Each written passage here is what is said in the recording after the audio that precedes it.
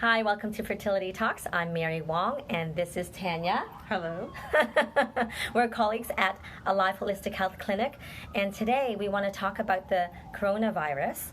And before we do so, if this is your first time tuning in, I do this thing called Fertility Talks, and it's because what I want to do, my mission is to be able to deliver good quality information that is fact-based, research-based, and also through the advice of professionals. So here we are, so that you don't get confused or have fear. Sorry, what is that? Fire truck, I think. Fire truck? Yeah, so we don't raise the sirens in your head as you go through life, right? So that's kind of poignant how that's going by. Well timed. Yeah, we didn't call them to do this. So yeah, we're going to talk about coronavirus, and we know as you are going through fertility, you're already stressed to the max. Mm-hmm. So I had a patient who contacted me and said, Mary, I'm really early pregnancy and I'm really fearful. I'm not even leaving the house because of the coronavirus. So the question is it warranted? And what can we do? And let's actually talk facts. Yeah. Right? Yeah. Okay, cool. So I guess, even within our College of Traditional Chinese Medicine Practitioner and Acupuncturists of Ontario, mouthful, right? They gave us guidelines. They gave us like this 4-page thing here about the coronavirus, right? And how about, what do we do? How do we treat? And what are the signs and all that? So really, I think any healthcare industry, as well as educational places like at schools, we're getting the information that we need to deal with this and attempt to contain it. And frequent updates. It's a new update every single day. Absolutely. Yeah. Like I think they even have hourly updates. If you want it. If you want it. I don't suggest it, especially for people trying to conceive. It's like we want to minimize your stress, not raise your panic and fear. That's right. Right? But, okay, so let's deal with the facts first, because we don't want to just make things up. No. Like, how likely is it that you can actually contract it? So right now, as of today, which is the 28th? 29th, excuse me. 29th today, and currently there are 4,515 cases in China. And note that it's the Wuhan province that has 11 million people. So even there, I did the math, and 1 in 10,000 has it, right? So it's not a lot, but yes, of course it's of concern. But now you got to just look at worldwide. And here in Toronto, we have 2 cases. 2 confirmed cases. 2 confirmed cases, right? And of course, having had SARS in the past and other kind of epidemic type of diseases, there are things in place to deal with this, right? So if there's 2 people in Toronto, and what's the population of Toronto? 5 million? 5 million. 5 million. Okay, so to put things into perspective, guys, whoever buys lottery tickets, you actually have a higher chance of winning a lottery than you have getting the virus, right? So really, not that great of a chance. And we don't want to be in denial about it. It does exist. And if you do contract it, absolutely, it is not good, No. Right? But simultaneously, it's like, we don't want to be in denial, but yeah, there are things that you can yourself put into place. So, do we wear a mask? Do you wear a mask? I do not wear a mask currently. My perspective on it is that the risk of contracting it is low. It seems well contained. And so I don't wear a mask right now, even when I'm on public transit or in public places. And I'm going to keep an eye on what's happening, and if things change, then I might change my mind. Yeah, I like that. I love that. And because, even today, like I don't take the transit, I drive, but it was interesting to see at the bus stops that I'm driving by, and half the people standing there are wearing it, right? So then a person who's not wearing it, it's like, are they thinking that the person wearing the mask might actually have coronavirus? that could be there. Possibly. That could be there, Yeah. right? But, we have this just layering of fear because we're a fear-mongering society, right? There's a lot of media around it, too.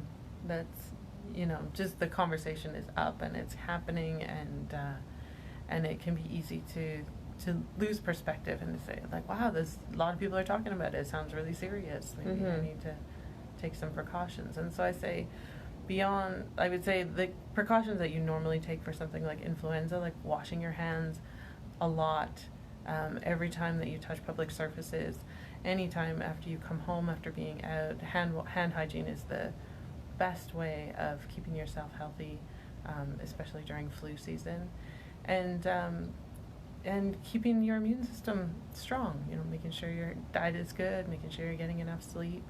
Just those self-care practices are going to help a lot with keeping your immune system up, but also with any other health pursuits that you have, like trying to get pregnant. And you know what? You actually hit the nail on the head.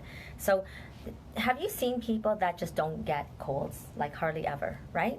There are people like that, and they have different stress points. So for some people, if stress hits if stress hits or if immune goes down, for some it's literally catching a cold, and for someone else it's actually bowel issues or heartburn or anxiety attacks, or right. So you have different dispositions, if you will, right? So even I'm willing to bet that some people that were exposed to the virus just may not even get it because of their different kinds of immune status. So very important to keep your immune system up. And so there are things that you can do, right? So people like us help people like you to boost up your immune system, right? So what's a home remedy that you would say? For immune support, sleep is probably the biggest thing. Sleep, hydration, healthy diet, low sugar. Yeah. So there's hygiene practices, and then there's things to keep your immune system up, but people forget about that and they just go straight into panic, right? So easy, right? So no need to freak out and no need to believe that this can happen to you, because really, we can all catch flu or bronchitis just as much, and to be honest, more people die of pneumonia than anything else, right? Yeah, and I think just keeping track of what's happening and how things are changing, if they do, and taking precautions when it seems like it's prudent. Yeah, absolutely. So when you see a person with a mask, don't automatically assume anything that they have the coronavirus or any virus, because I was just... It was actually enlightening because a patient came in and she said, in Korea, it's like common practice that people on transit or just outside wear a mask. And it's because of the pollution, so they wear it like it's part of their normal hygiene. Right, just normal outside clothes. Yeah. So then they come here and perhaps they just wear it anyway, and there's nothing wrong, but automatically there's this fear of there must be something wrong with them if they're wearing a mask, right? So just don't assume that. And by the way, maybe it shouldn't be coming from me. Maybe you should be saying this, but there can be a generalization, right? Like, if you see any Asian person, then there's fear. There is that. Yeah, I could see how that could happen. Yeah, because the prevalence of the disease has been in China so far, then I could see how people would make that assumption. And how true is that? Yeah, right? Yeah, you and I can equally be exposed, and you and I could have the same kind of capacity to actually contract it. So don't assume. Be kind to your neighbors, guys. And the reason why we're discussing all this too is because, listen, we know fertility and going through it is really stressful, so let's not add another layer of stress worrying about something like this. That's it. Do you have anything else to say? No.